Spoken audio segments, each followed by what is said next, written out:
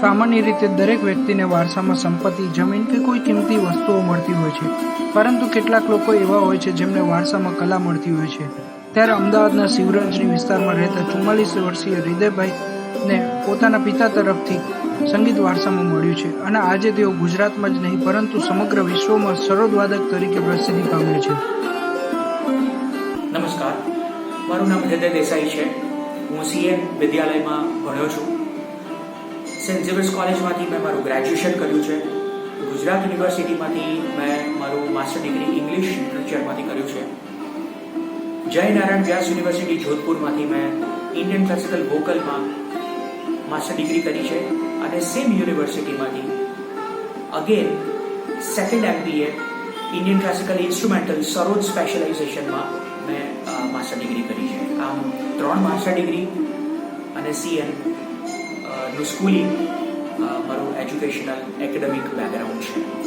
Father Vincent D'Souza પાસેથી Saint Xavier's institute of performing આર્ટ્સમાંથી મેં 4 થી 5 વર્ષ ફાધરની પાસે ગોસ્પલ ઓપરેટિક ડિપ્લોમાની ડિગ્રી લીધી છે, જે associated board of royal school of music ABRSM બોર્ડની ડિગ્રી છે, ઇન્ટરનેશનલ ડિગ્રી છે અને એમાં ડિસ્ટિંક્શનની સાથે હું પાસ થયો છું.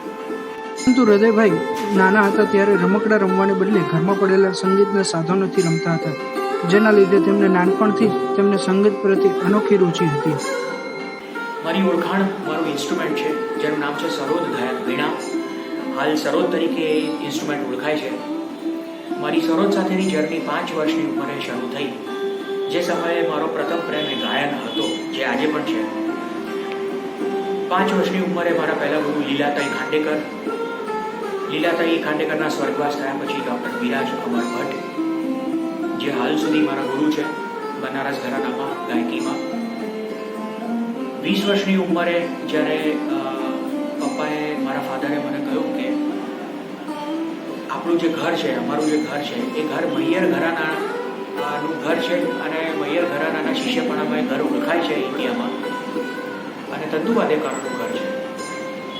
સો એ એવો સમય હતો કે જ્યારથી મારી સરોદની સાથે કે જે તંતુવાદ્યમાં કિંગ ઇન્સ્ટ્રુમેન્ટ કહેવાય છે એ મારી જર્ની શરૂ થઈ. પંડિત વસંત કાબરા મારા ગુરુ, જેમણે મને શિષ્ય તરીકે સ્વીકાર્યો મૈયર ઘરાનામાં, અને એ જર્ની પણ મારી આજ સુધી ચાલુ છે.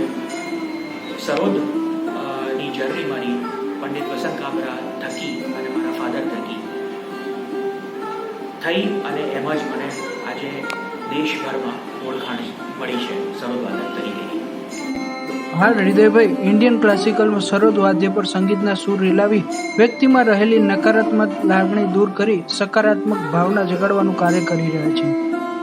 સરોદ સાથેની મારી જર્ની મને દુનિયાની જર્નીમાં લઈ ગઈ. દુનિયાની જર્નીમાં યુરોપ ખંડમાં ઘણા બધા દેશ, આફ્રિકા ખંડમાં મોરોક્કો, મિડલ ઇસ્ટમાં દુબઈ, ઇઝરાયલ અને બહારીન ઘણા બધા દેશોમાં ટ્રાવેલ કરવાનું સરકાર તરફથી મળ્યું, ICCR તરફથી, જે વિદેશ મંત્રાલયનો એક ભાગ છે. ઓલમોસ્ટ આખા દેશમાં, એન્ટાયર નેશન ઇન્ડિયામાં સરોદવાદક તરીકે અને ગાયક તરીકે કથક સાથે પરફોર્મ કરવા મળ્યું.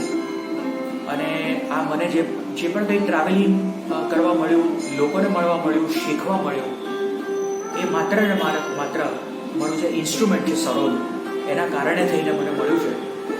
એટલે હું સરોદનો, ગાયનનો અને સંગીત કલાનો હું ઋણી છું. તેમનું સ્વપ્ન છે કે સાચું સંગીત શીખવું છે અને કરવું છે, અને સંગીતની સેવા એ જ સમાજ સેવાને ધ્યેય સાથે તેઓ તેમના જીવનમાં પણ આગળ વધી રહ્યા છે. મારો મેસેજ જે છે, જે હું શીખ્યો છું મારા ગુરુઓ પાસેથી મેં ઓબ્ઝર્વ કર્યું છે અને મારા ફાધર પાસેથી પણ ઓબ્ઝર્વ કર્યું છે અને હજી પણ જોઈ રહ્યો છું. 86 વર્ષની ઉંમરે પણ પપ્પાનું જે રિઝોલ્યુશન છે કે કલાકાર જે છે એ કલાકારનો ધર્મ પૈસા કમાવાનો કે નામના મેળવવાનો જરાય નથી. કલાકારનું જીવન સાધુનું જીવન છે, સંતનું જીવન છે. નકારાત્મક લાગણીઓ કે જે ભાષા થકી વ્યક્ત થઈ શકતી નથી, એ લાગણીઓને ઉજાગર કરી અને એમને જીવનમાંથી બહાર કાઢવાનું અને સકારાત્મક લાગણીઓને ફેલાય એના માટે એને મુક્ત મેદાન, મોકળું મેદાન, અવકાશ આપવો એ સમાજમાં અને વ્યક્તિગત જીવનમાં એ કલાકારનું કામ છે. અને આનાથી વિશેષ હું કલાકારનું બીજો કોઈ ધર્મ જોતો નથી. સંગીતની સેવા એ જ સમાજ સેવા ગણું છું અને એ પ્રમાણે મારે મારું જીવન પણ પસાર કરવું છે.